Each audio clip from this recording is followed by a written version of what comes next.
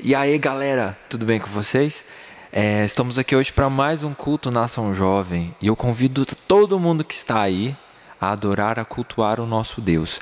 Você que não é da Nação Jovem, você se sinta muito bem-vindo aqui, que você realmente é. E você está convidado a, junto conosco, a louvar e bendizer o nome do nosso Deus. Vamos orar antes de tudo para iniciar o nosso culto. Amém? Feche os seus olhos aí neste momento, onde é que você estiver, e fale com o seu Deus.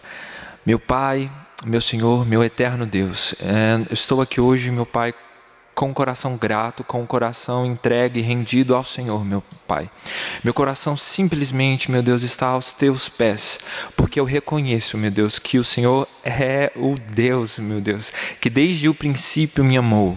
E em troca, meu Pai, eu te dou a minha vida neste altar, meu Deus, que é este culto, meu Pai, que eu presto ao Senhor hoje, que cada um em suas casas está prestando ao Senhor. Senhor, que o Senhor possa conduzir a nossa vida dia após dia debaixo da Tua vontade, debaixo de Tuas asas, meu Pai. Livra a nossa vida, livra a nossa família e a nossa casa, meu Pai. Somos Teus, meu Pai. Nós declaramos que nós somos exclusivamente Teus. Em nome de Jesus, assim nós oramos. Amém.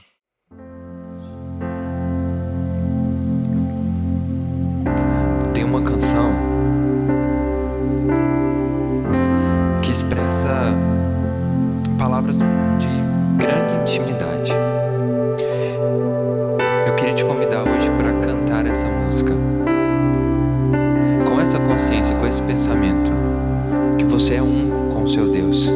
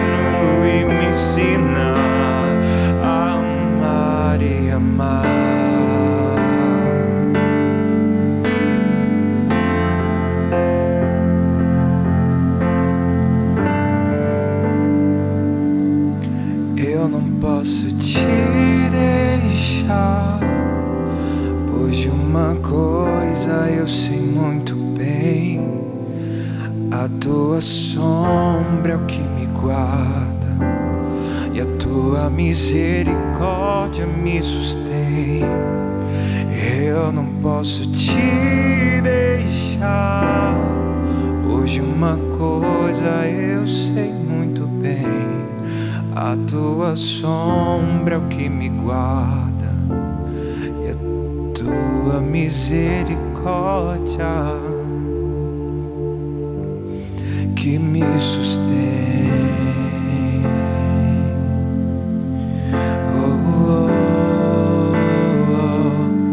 Que me sustém.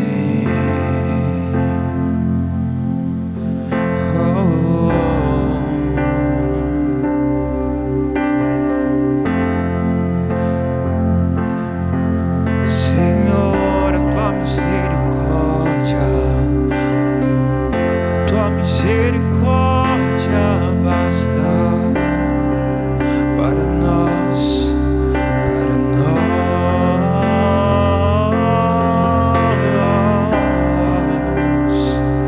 Santo é o Senhor, santo é o nosso Deus, que sempre há motivo, sempre nos dá motivo para louvar, engrandecer e adorar.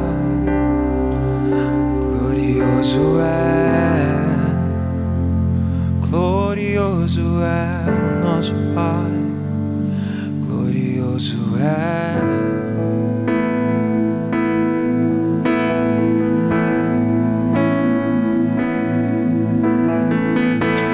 Eu tenho um Deus que não vai deixar essa luta me matar e o desespero me tomar.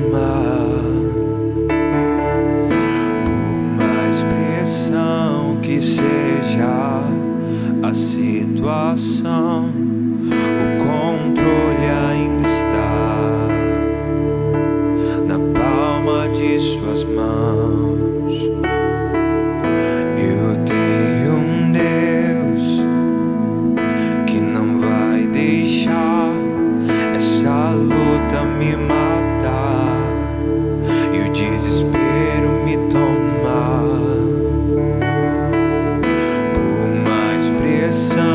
Que seja a situação, o controle ainda está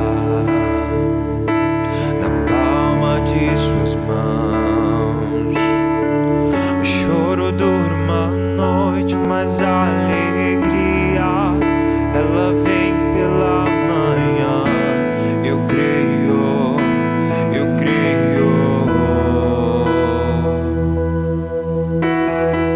O choro dura uma noite, mas a alegria ela vem pela manhã. Eu creio, eu creio. Ainda que a figueira não floresça e não haja fruto na vide e o produto do oliveira, todavia me alegrarei, todavia me alegrarei, todavia me alegrarei.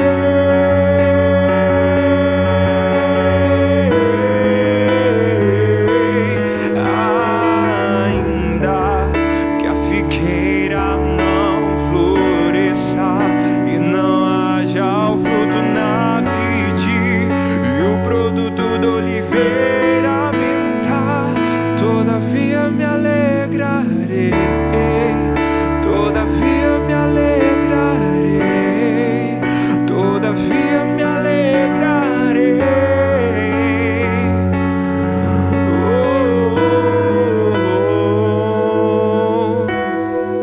Choro dura uma noite, mas a alegria ela vem amanhecer. Eu creio, eu creio. E o choro dura uma noite, mas a alegria ela vem pela manhã.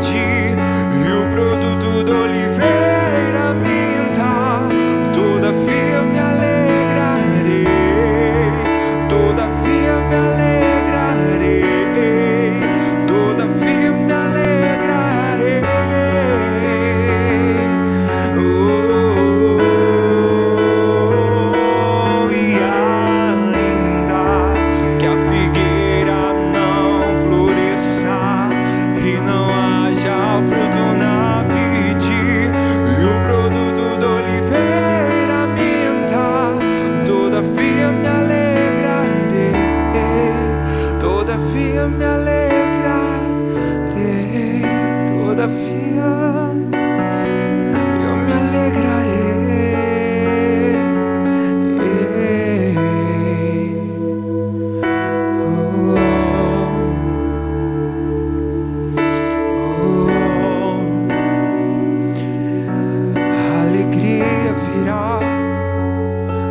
Amanhecer, sim, pois o choro pode durar uma noite, mas a alegria, ela virá ao amanhecer.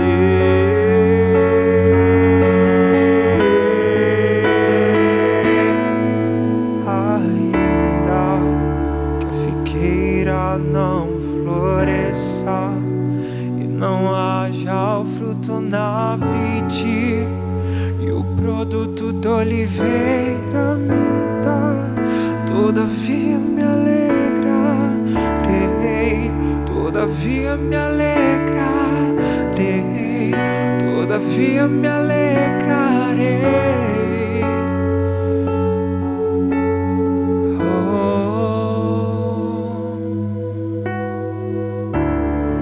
Glória a Deus, que você tenha sido abençoado através dessas canções.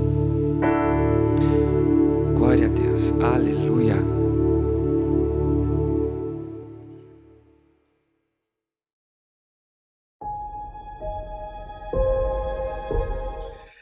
Fala, nação jovem, boa noite, vocês estão bem? Estou bem, graças a Deus também. Hoje eu tenho uma palavra para compartilhar para o seu coração, algo que Deus falou ao meu coração e que eu tenho certeza que vai impactar a sua vida. Para a gente iniciar esse momento, queria que a gente fizesse uma oração. Queria que você aí curvasse a sua cabeça, fechasse seus olhos, para que a gente orasse ao Senhor antes de mergulharmos na palavra. Vamos orar? Deus Pai, te agradecemos pela Tua palavra, Deus. Te louvamos, Senhor Jesus, porque é um presente para nós. Deus, é um presente nas nossas vidas. Deus, é uma bênção. Ó Pai, é uma dádiva que o Senhor deixou para nós.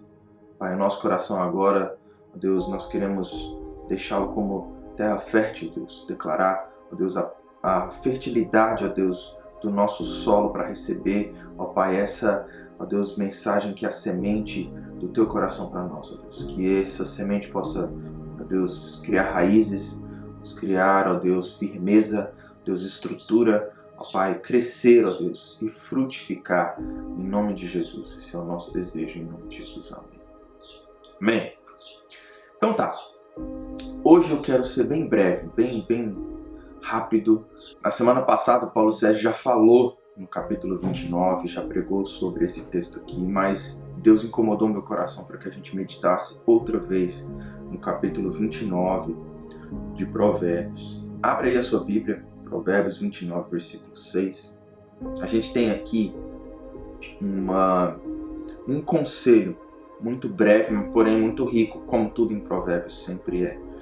Muito cheio de riqueza, muito cheio de sabedoria. É o livro da sabedoria. Então, vou ler aqui, vocês acompanhem. Vou ler na Bíblia nova que o meu pai me deu. Muito obrigado, Pai. Melhor presente que eu poderia receber. Bíblia. Uhul. Mas vamos lá então. Leia aí comigo aí. Capítulo 29 de Provérbios, versículo 6. Diz assim, ó. O pecado do homem mau o apanha na sua própria armadilha, mas o justo pode cantar e alegrar-se. Ok? Então, quando nós lemos esse texto, para a gente iniciar a nossa conversa, fica claro que aqui nós estamos falando sobre o homem mau e o homem justo. E é interessante que quando nós estamos falando do homem mau, começa falando, o versículo já começa dizendo o pecado. Então o assunto principal é o pecado, o erro, o que é contrário à vontade de Deus. E quando a gente está falando aqui nesse texto, nós precisamos deixar claro, primeiramente, que o texto nos mostra a realidade de que tanto o homem mau quanto o homem justo pecam. Nós já sabemos disso. Quando Provérbios fala sobre o homem mau, diz sobre a pessoa que não tem o temor do Senhor no coração, diz sobre a pessoa que não pratica a vontade de Deus, que não tem esse desejo de agradar ao Senhor e de viver uma vida praticando os mandamentos e ordenanças de Deus. Fala do homem mau, do homem ímpio.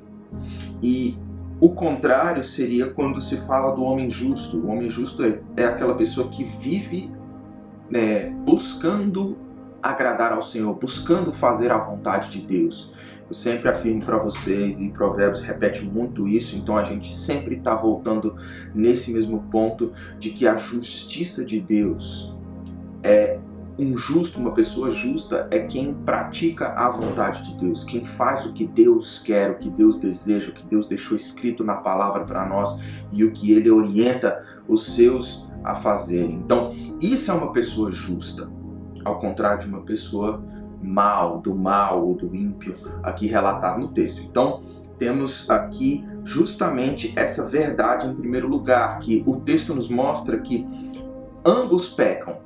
Nós sabemos que um servo do Senhor, uma pessoa que teme a Deus, também tem momentos de pecado, de erro, de falha. Então, nós temos aqui o paralelo que une esses dois personagens e esses dois casos, que é o pecado. O pecado faz parte da vida humana.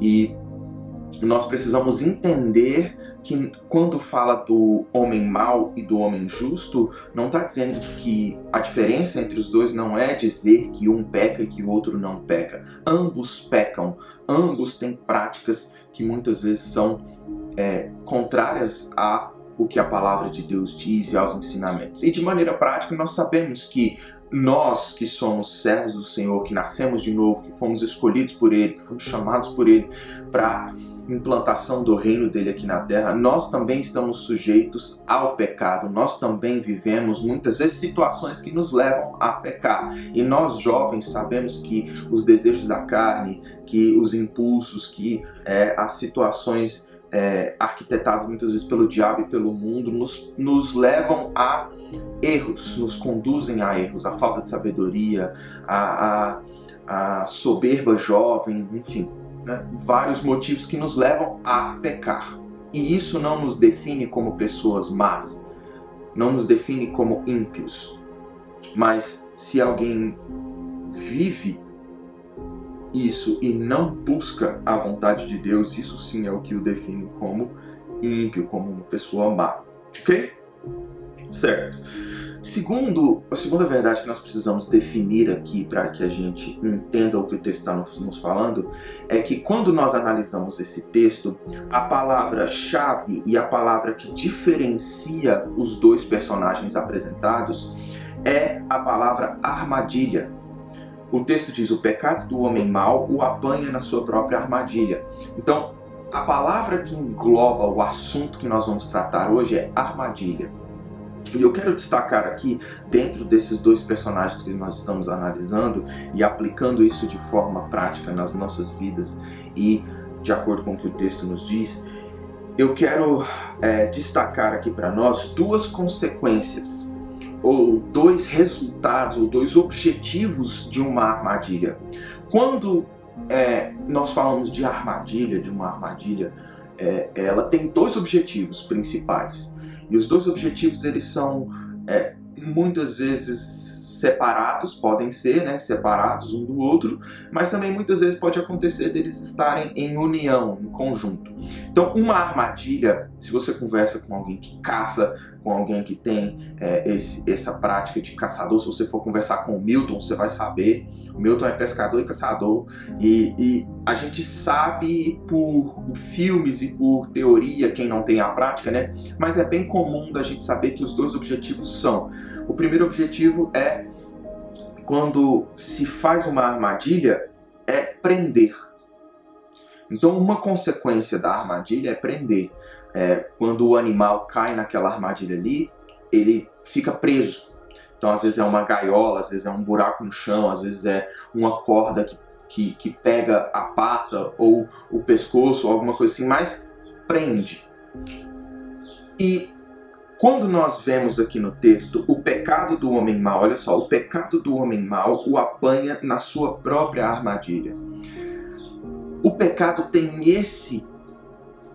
essa consequência. Tem essa consequência na vida tanto do homem mau quanto na vida do homem justo. Quando a gente está falando do pecado aqui, se liga nisso. Ele está presente nas duas realidades. Ele está presente na realidade da pessoa que não serve a Deus e ele está presente na realidade também da pessoa que serve a Deus. E a consequência, ela não muda. A consequência e o objetivo dessa armadilha, tem algumas traduções, olha só, que dizem o seguinte: no pecado do homem mau há uma armadilha.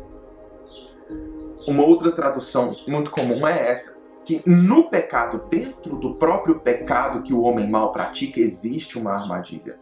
Quando lemos esse texto aqui, a gente tem a tendência de pensar que a armadilha está presente somente no pecado do homem mau, mas não, o texto não está falando isso. O texto está nos dizendo que no pecado existe uma armadilha. E, por consequência, e o texto aqui foca nisso, mas não exclui a outra possibilidade, de que existe também no pecado do justo. A armadilha é a consequência do pecado. A armadilha está dentro do pecado, porque um abismo chama outro abismo, porque o desejo carnal ele é sem fim, e porque as consequências do pecado são destruição, tanto na vida do justo quanto na vida do homem mau, tanto na vida daquele que serve a Deus quanto na vida daquele que não serve a Deus. E nós vemos isso de maneira muito prática, de maneira muito real, quando nós comparamos a nossa vida antes e depois de um pecado.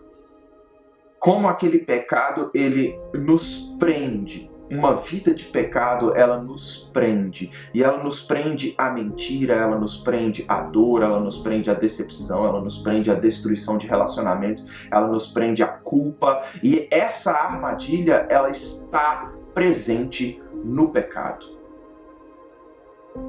Entenda isso, jovem. Viver o que é contrário à palavra de Deus te leva a estar preso.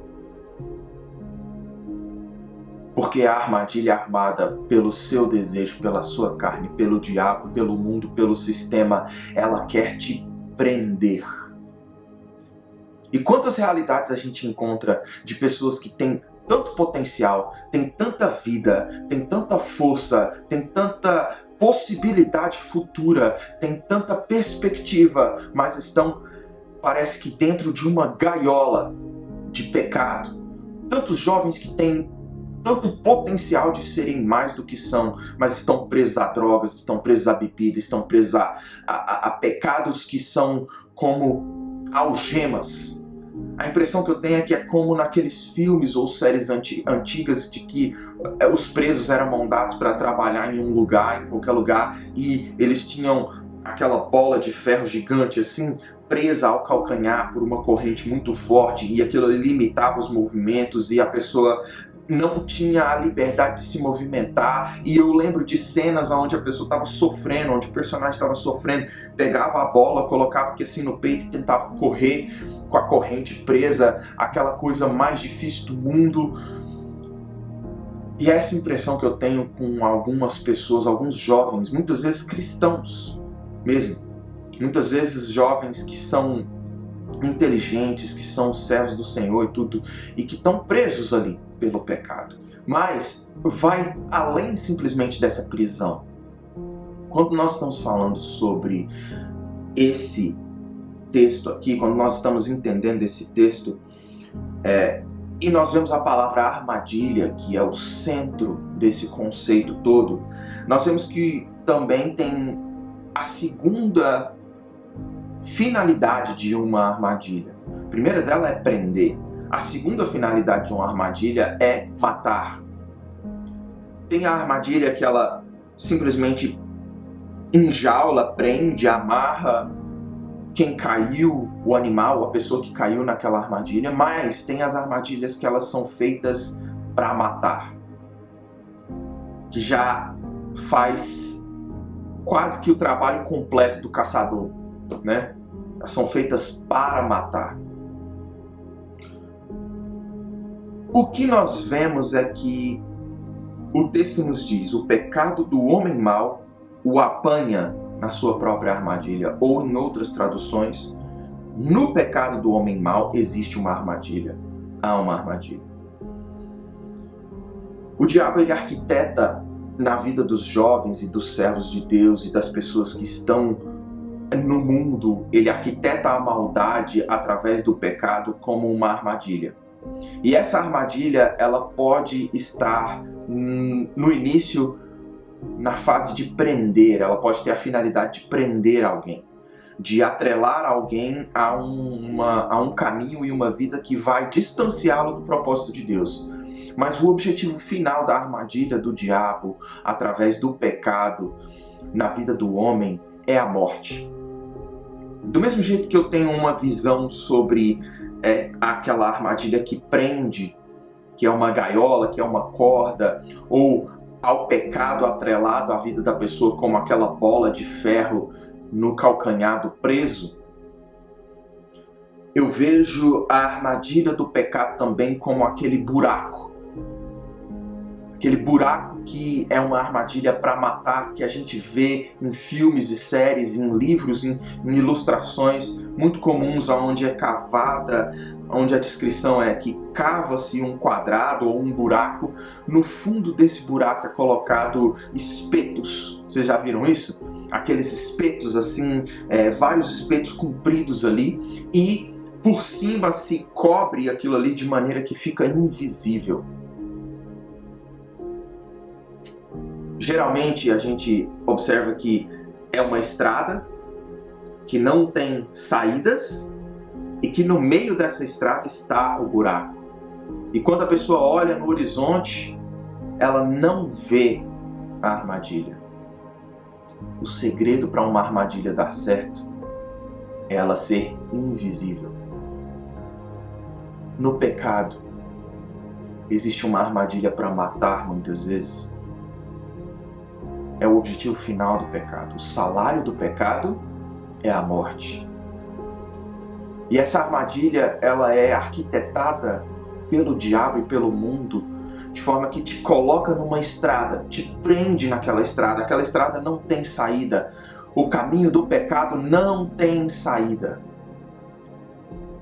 Olhando aos olhos naturais, uma pessoa envolta no mundo de pecado, ela não consegue se libertar daquilo porque ela não vê o horizonte, ela não vê saída, ela não vê outras opções. E ela caminha cegamente ali. Olha no horizonte e a estrada está tranquila, está um pecado maravilhoso, não vai ter consequências ruins. Invisível, invisível aos olhos de quem está caminhando naquela estrada. Só que, no momento que a pessoa menos espera, porque a armadilha ela é inesperada. Primeiramente, ela é invisível, e segundo, por ela ser invisível, ela é inesperada. Ninguém espera que ali debaixo dos seus pés tenha um buraco. Se fosse só o buraco, seria uma armadilha para prender. Mas o salário do pecado é a morte. E no fundo daquele buraco tem os espetos que vão trazer a morte. E esses espetos são distanciamento de Deus.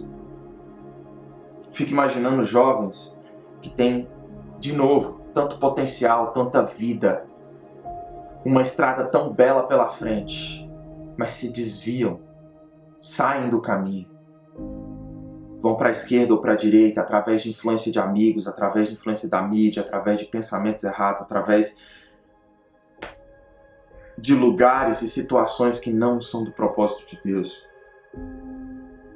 Pegos em pecado pelo orgulho, pela vaidade, pelas mentiras do diabo, caem no buraco e são atravessados pelos espetos da indiferença, são atravessados pelas estacas da frieza espiritual, da soberba,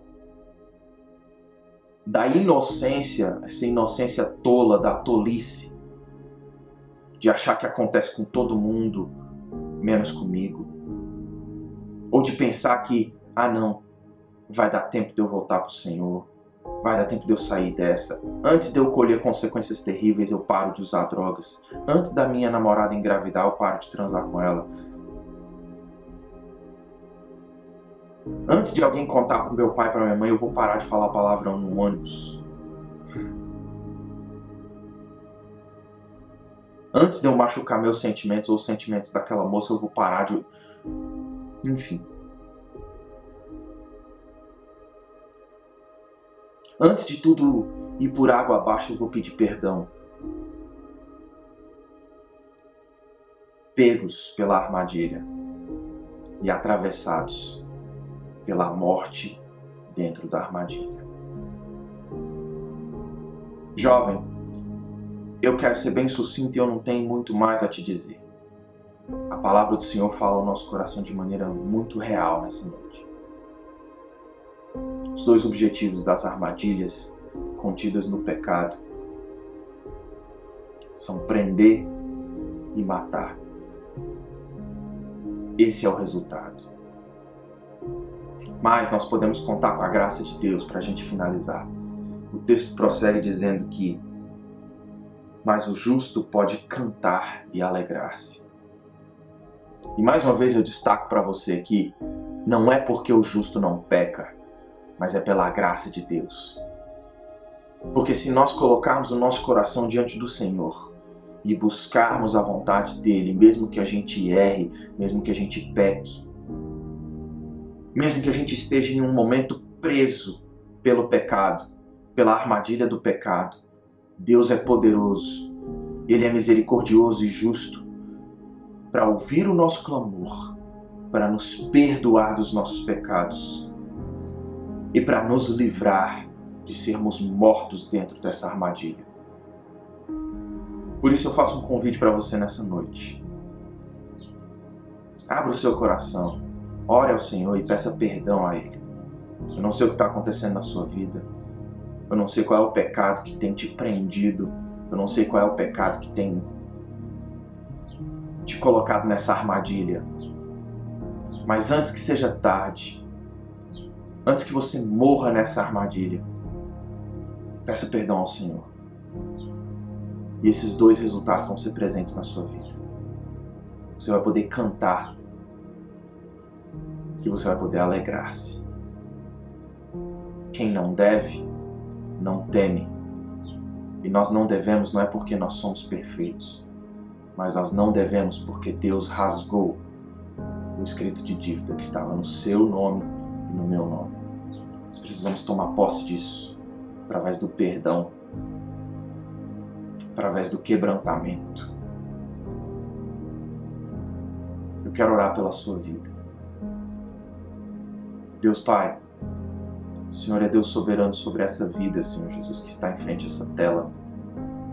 O Senhor é soberano sobre esse coração, Senhor Jesus, que está ouvindo a minha voz. Ó Pai, e o Senhor conhece, Senhor Jesus, as armadilhas tramadas contra essa vida, contra a minha vida, contra a vida dos meus irmãos.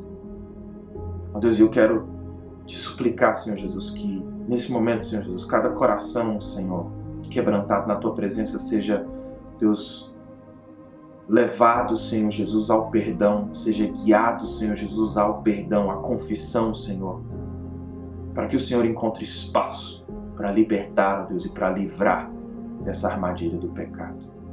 Em nome de Jesus, Deus. Amém. Amém, pessoal? Um forte abraço para você aí. Comenta aqui, ó, embaixo, o que Deus falou ao seu coração.